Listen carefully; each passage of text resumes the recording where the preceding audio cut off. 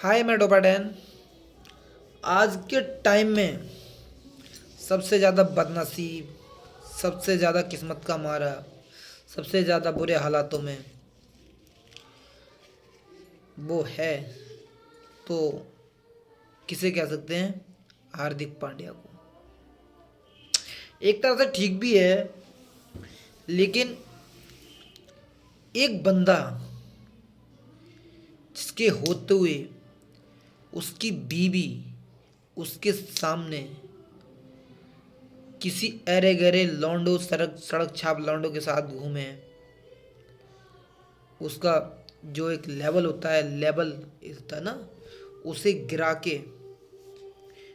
के और ख़त्म लौंडो के साथ घूमे तो बंदे के दिल पे क्या गुजरेगी। हार्दिक पांड्या ये एक ऐसा झाटू बंदा है कि इसने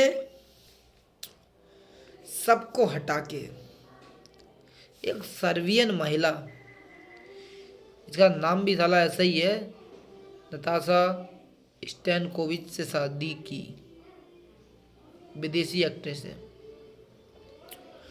उससे शादी की, भरोसा किया और उसने इसे धोखा दिया। लेकिन ये बंदा भी माहिर निकला।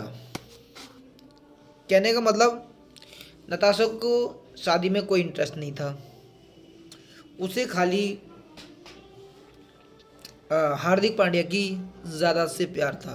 प्रॉपर्टी जो है उसे ही प्यार था, उसे खाली प्रॉपर्टी चाहिए थी, तो प्रॉपर्टी पे उसका ध्यान था। उसने सब कुछ विश्वास अरेंज किया और शादी की, और शादी करने के बाद तलाक ले लिया, डाइवोर्स। उसे लगा कि मैं डाइवोर्स ले लूँगी तो 20-30 हज़ार करोड़ मुझे मिल जाएगा फ्री का। उसे लगा कि सब इसी का नाम होगा। लेकिन हार्दिक पांड्या यहाँ गेम खेल गया। सारी प्रॉपर्टी, सारा पैसा उसकी माँ के नाम था, उसके नाम कुछ भी नहीं था। इसलिए उसके घनघोर तंत्र से बच गया।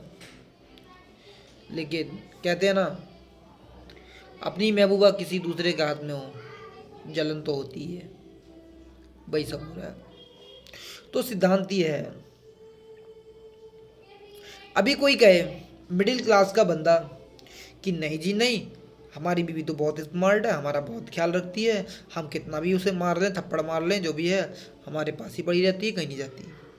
अबे तो भाई तू चूतिया है, क्योंकि तू अपनी बीवी को मारेगा, तोड़ेगा, कुछ भी करेगा, भगाएगा, तभी नहीं जाएगी, तेरे चरणों में पड़ी रहेगी।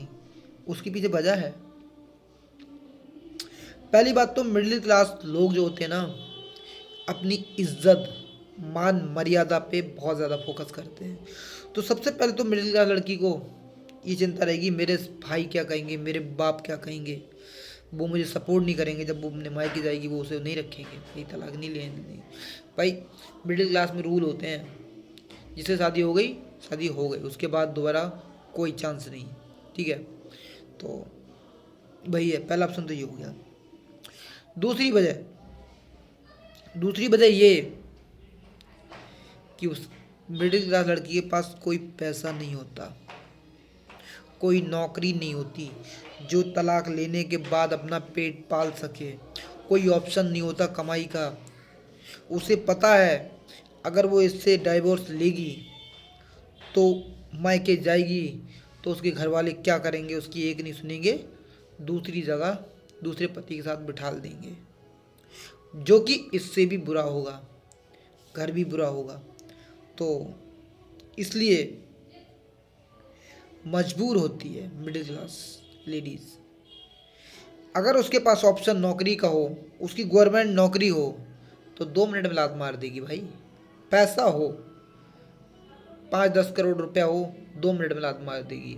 तो कहने का मतलब ये है कि जो पुरुष होता है वो जब शादी करता है, अपनी जो बीवी है उसको अपनी जिम्मेदारी मानता है, उसको अपने बच्चे की तरह रखता है, ठीक है। वो मानता है अपने दिल में कि हाँ ये सब मेरी जिम्मेदारी है, इसका खाना पीना से लेके सारी जो भी है बाहर का सामान आना, डिमका फलाना, सब कुछ देख रेख, कपड़े लौड़ा लस्सन जो भी है अपनी जिम्मेदारी मान लेता है, ठीक है।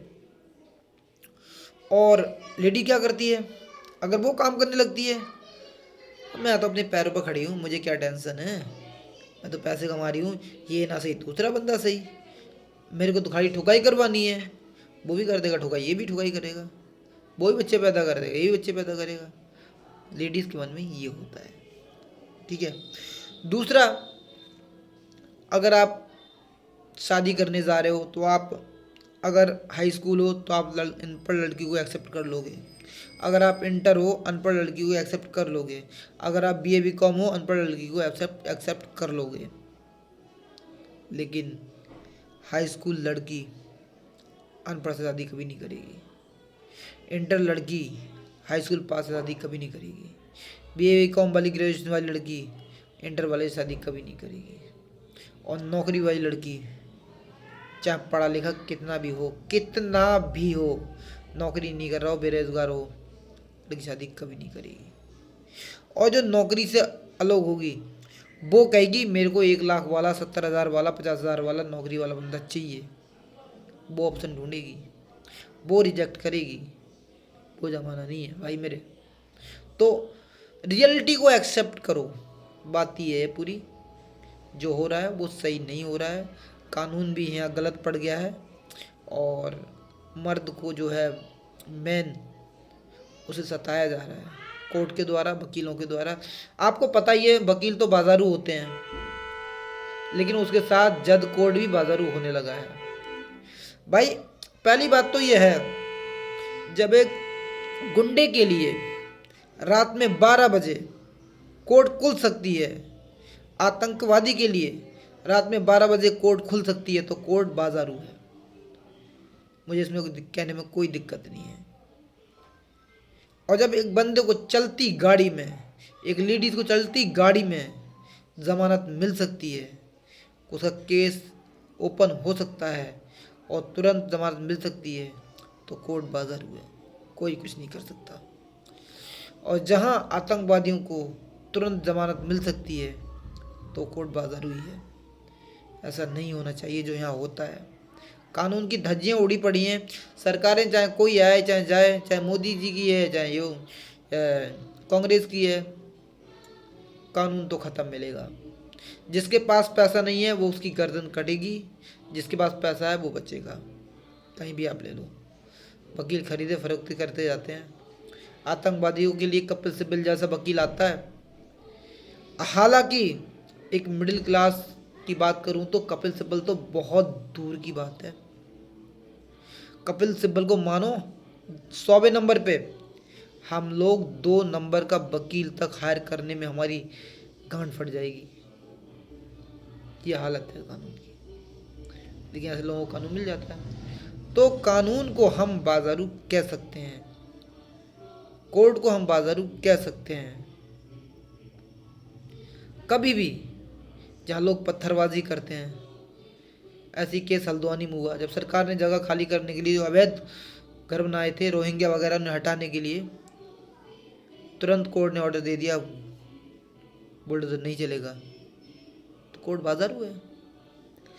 जहाँ हिंदू से पूछा जाएगा आपका पासपोर्ट कहाँ है, डिमका फलाना कहाँ है, आधार कार्ड कहाँ है, दूसरा रोहिंग्या को चाहे कितना ही भर लो, बांग्लादेशी को कितना ही भर लो, कोर्ट कुछ नहीं कहेगा, तो कोर्ट बाजारू है।